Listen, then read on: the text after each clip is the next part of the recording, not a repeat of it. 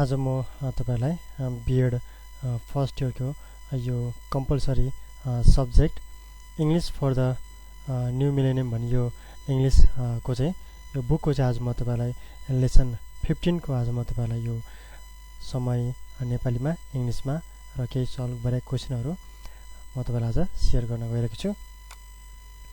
तपाईले नोट बनाउनु भएको छैन भने नोट बनाउन सुरु गर्नुस् र आजबाट तपाईले अब यो पढ्न सुरु गर्नुस् र प्र्याक्टिस गर्न तपाईले थाल्नुस्। यो चाहिँ कम्पल्सरी सब्जेक्टको रहेको छ। यो चाहिँ लेसन 15 डिकेड टिथ भन्ने रहेको छ। यो चाहिँ तपाईहरुको फेरि युनिट चाहिँ यो चाहिँ 3 रहेको छ। यो युनिट 3 मा चाहिँ तपाईहरुको नन फिक्सनल अथवा तपाईहरुको फ्याक्चुअल राइटिङ चाहिँ पर्दछ। मतलब चाहिँ यो चाहिँ फिक्सन होइन, यो चाहिँ कल्पनाको कुरा होइन, यो चाहिँ यथार्थ कुराहरु चाहिँ फ्याक्ट कुराहरु चाहिँ यो चाहिँ रहेको छ। यो 15 बाट चाहिँ यो युनिट 3 मा चाहिँ तपाईहरु बुकमा पनि हेर्न सक्नुहुन्छ। फ्याक्चुअल राइटिङ भन्ने चाहिँ यो रहेको छ। यसमा 4-5 वटा लेसनहरु रहेको छ। यो चाहिँ 15 लेसन चाहिँ सुरुको रहेको छ। यहाँ तपाईहरु हेर्न सक्नुहुन्छ यो डिकेड टिथ चाहिँ यसमा चाहिँ यो मेन पोइन्ट रहेको छ। यो मेन पोइन्ट तपाईले चाहिँ नोट गर्नुस्। म यसलाई पढेर सुनाउने छु हैन। This essay decayed teeth is by Khalil गिब्रान।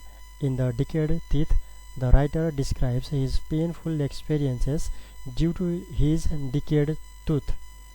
As he goes to hospital, he still suffers from different ways of treatment. He also discusses the situation of Syria about what Syrian people who do when they have decayed teeth and how they are treated by the dentists. यो चाहिँ main point रहेको छ। यो तपाईले note गर्नुस्। अब यो लेसनमा चाहिँ अब नेपालीमा चाहिँ कसरी के रहेको छ म तपाईलाई यो नेपालीमा समय सुनाउने छु। यो चाहिँ तपाईले चाहिँ नोट गर्नु पर्दैन। यसलाई चाहिँ म तपाईलाई पढेर सुनाउने छु। तपाईले चाहिँ यसको बारेमा चाहिँ अझ धेरै कुराहरु बुझ्नुहुनेछ। त्यो भन्दा अगाडि तपाईले चाहिँ टेक्स्ट एकचोटी पढ्नुस्। बुझ्ने गरेर तपाईले चाहिँ सरल आए एकचोटी तपाईले पढ्नुस्। त्यसपछि यो नेपाली सम्मरीले झन् तपाईलाई बुझ्न मद्दत गर्दछ। म यसलाई पढेर सुनाउने छु।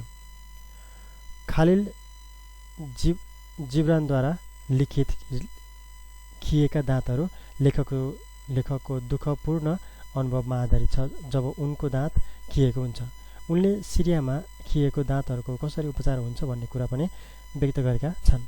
जब लेखक आफ्नो खिएको दाँतबाट दुःख पीडा पाउँछन्, उनी दिन-रात दुखाइले सुत्न पाउँदैनन्। एक दिन उनी दाँतको उपचार गर्न अस्पताल जान्छन्। उनी आफ्नो दुखेको दाँतलाई उखेलेर फाल्न चाहन्छन्, तर जब उनले डाक्टरलाई भेट्छन् तब उनीलाई डाक्टरले दाँत उखेल्नुको सट्टा दाँत भाँच्नुपर्छ भन्ने सल्लाह दिन्छन्। सोही अनुसार उनलाई डाक्टरहरूले दाँत दुखेको खाली ठाउँमा सुनले भर्दछन् र अरू सामान्य दाँतहरू भन्दा यो उपचार गरेको दाँत कडा भएको कुरा बताउँछन्। लेखकले डाक्टरलाई पैसा बुझाएर आफ्नो घर तर्फ लाग्छन्, तर केही दिन पछाडि फेरि दाँत दुख्न थाल्छ र उनी अर्को अस्पताल जान्छन्। यसपटक भने उक्त दाँतलाई उखेल्न डाक्टरलाई आग्रह गर्दछन् र डाक्टरले सोही अनुसार उनको दाँत उखेल्छन्। लेखकले आफ्नो अनुभवहरूलाई व्याख्या गरेपछि सिरिया समाजको व्याख्या गर्दछन्। उनका अनुसार धेरै समाजहरूमा जब मानिसहरूको दाँतहरू खिएको हुन्छ, ती व्यक्तिहरू साथै डाक्टरहरू दाँतको खाली ठाउँमा सुन भर्न चाहन्छन्। तर यदि खिएको दाँतमा यसरी भर्न थालेमा यसले दुःख बिरामी हुँदै अन्तिममा ज्यानै पनि ल्याउन सक्छ।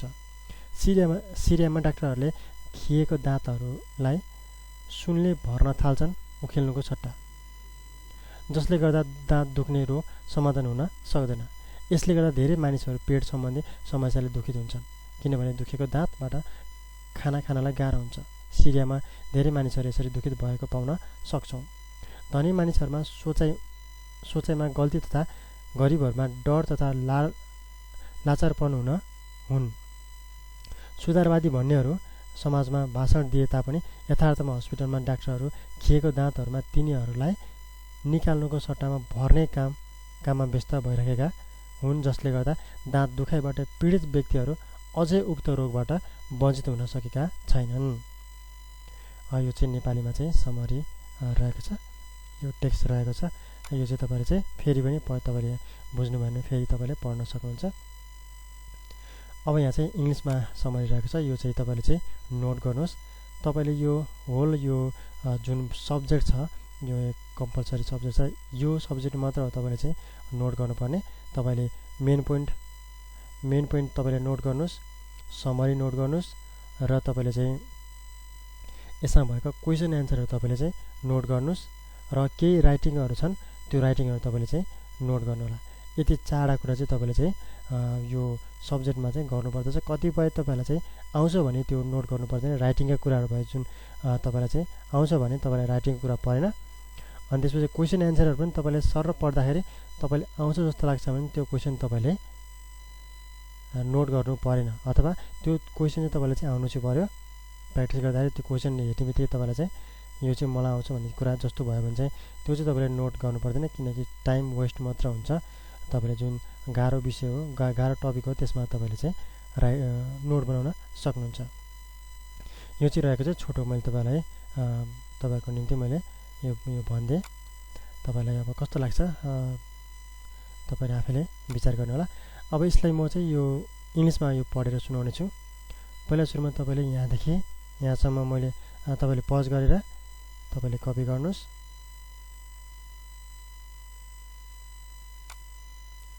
त्यसै गरी यहाँसम्म छ, तपाईँले कपी गर्न सक्नुहुन्छ यो पज गरेर। अब चाहिँ यसलाई चाहिँ म यो पढेर सुनाउने छु, ताकि तपाईँले अझ धेरै कुराहरू बुझ्न सक्नुभयो। सुन्दा पनि धेरै कुराहरू हामीले बुझ्छौँ। मेरो यहाँ प्रोनाउन्स केही गलत हुनसक्छ, तपाईँले चाहिँ त्यसलाई सच्याएर पढिदिनु होला। Decayed teeth is about the painful experience of the writer Khalil Gibran after he had decayed tooth. He also discusses about the way of treatment in Syria while one suffers from the decayed teeth. As the writer travels from the decayed tooth, he suffers much on both day and night. One day he goes to dentist hospital to check his tooth and tells doctor to remove that tooth, but the dentist does not agree to extract his tooth. Rather, he wants to fill with pure gold. Then doctor fills with pure gold and tells the writer that his troubled tooth is stronger than other normal teeth. The writer pays the money and returns back to home.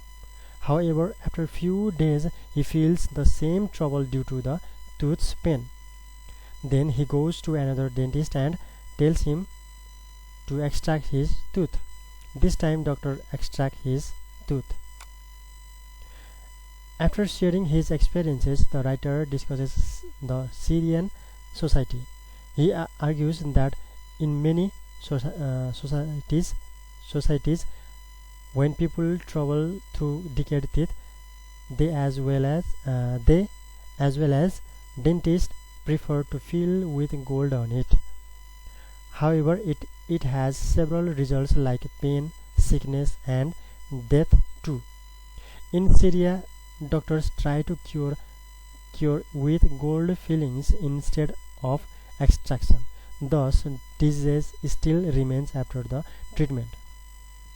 After that, many people suffer from a stomach problem. However, Syria, we can find many people are being treated like these rich people do have falsehood, conceit. The poor people do have fear, ignorance, and cowardice. Even the reformers about improving ways to solve the decayed teeth people suffer from by holding conferences, deliver public speeches. But in the hospital, there is still dominant use of filling with gold on decayed teeth than extraction, so that disease still remains and people suffer from greater pain. यो चाहिँ इङ्ग्लिसमा summary राख्छ, यो चाहिँ तपाईँले चाहिँ note गर्नुहोस्। यसलाई तपाईँले आरामले तपाईँले जति तपाईँले पढ्नुहुन्छ त्यति तपाईँले चाहिँ यसको बारेमा चाहिँ तपाईँले थाहा पाउनुहुन्छ। तपाईँले थाहा पाउने गरेर चाहिँ मेन कुरा के हो भन्ने कुरा 9 बजीसम्म तपाईँले चाहिँ यसलाई पढ्न सक्नुहुन्छ। अब यहाँनिर एक्सर्साइजहरू रहेको छ।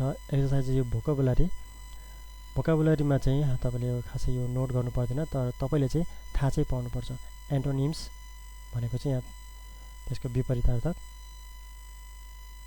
हैन, त्यो चाहिँ तपाईँले चाहिँ हेर्नु होला।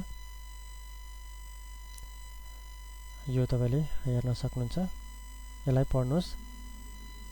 मिनिङ वर्डहरू बुझ्नु भएन भने तपाईँले तुरुन्त यसो खोजेर मिनिङ वर्डहरू तपाईँले पत्ता लगाउन सक्नुहुन्छ। मिनिङ वर्डहरू चाहिँ मेन कुरा रहेको छ। मिनिङ वर्डहरू हेर्नु होला। Make your own sentences using the word listen in glossary भनेको छ। डिक्सनरी हेरेर तपाईँले चाहिँ आफ्नो छुट्टै सेन्टेन्स बनाउनुहोस्। यहाँ बनाएको छ, तपाईँले छुट्टै सेन्टेन्स बनाउन सक्नुहुन्छ एन्टोनिम्सको। अब यहाँनिर रिडिङ रहेको छ। यो रिडिङ तपाईँले चाहिँ एन्सर द फलोइङ क्वेसन्स भनेको छ। यो चाहिँ तपाईँले पहिला सुरुमा तपाईँले टेक्स्ट पढ्नुहोस्। समरी मैले तपाईँलाई बताएँ इङ्ग्लिसमा नेपालीमा। त्यसपछि अब तपाईँले क्वेसन एन्सर नोट, यो क्वेसन तपाईँले सुरुमा कपी गर्नुहोस् र त्यसको एन्सर तपाईँले सकेसम्म आफै लेख्नुहोस्। केही आइडिया आएन भने तपाईँले यो कपी गर्न सक्नुहुन्छ। यहाँदेखि यहाँसम्म तपाईँले यो पज गरेर नोट गर्नुहोस्। नेपालीमा तपाईँले यो नसार्नुहोस्, अरू तपाईँले यो नोट बनाउन सक्नुहुन्छ। त्यसै गरी ई र एफको यो तपाईँले नोट गर्नुहोस्।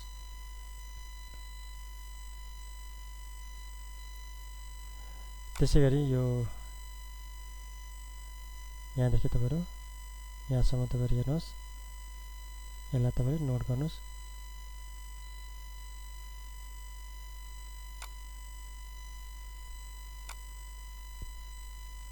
त्यसै गरी तपाईँले यो आइसम्म हेर्न सक्नुहुन्छ, यो के को एन्सरसम्म हेर्न सक्नुहुन्छ।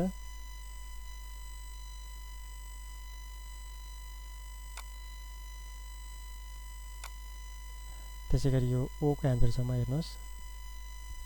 यहाँसम्म तपाईँले नोट गर्नुहोस् यसलाई, भिडियोलाई रोकेर।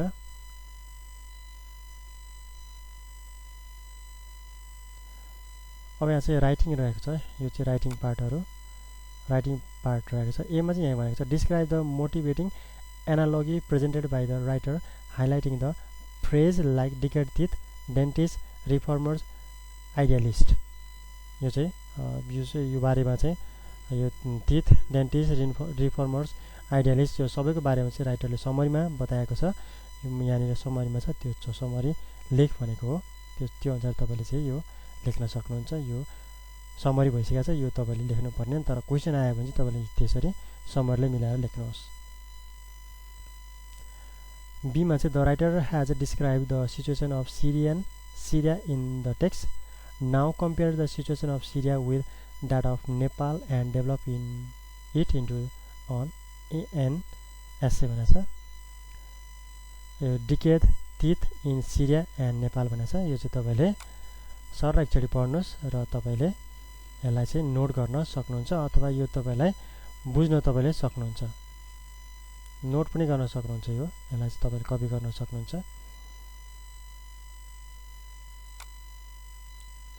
त्यसै गरी यहाँसम्म तपाईँले नोट गर्नुहोस्।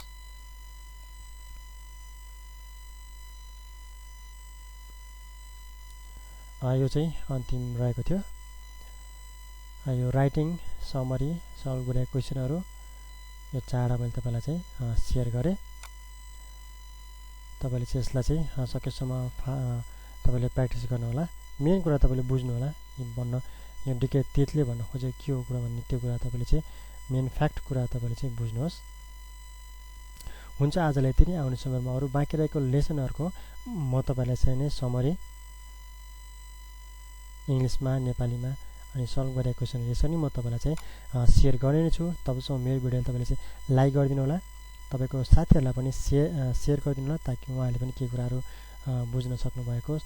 र मेरो च्यानललाई तपाईँले यस्तै भिडियो पाउनको निम्ति मेरो च्यानललाई तपाईँले सब्सक्राइब पनि गरिदिनु होला।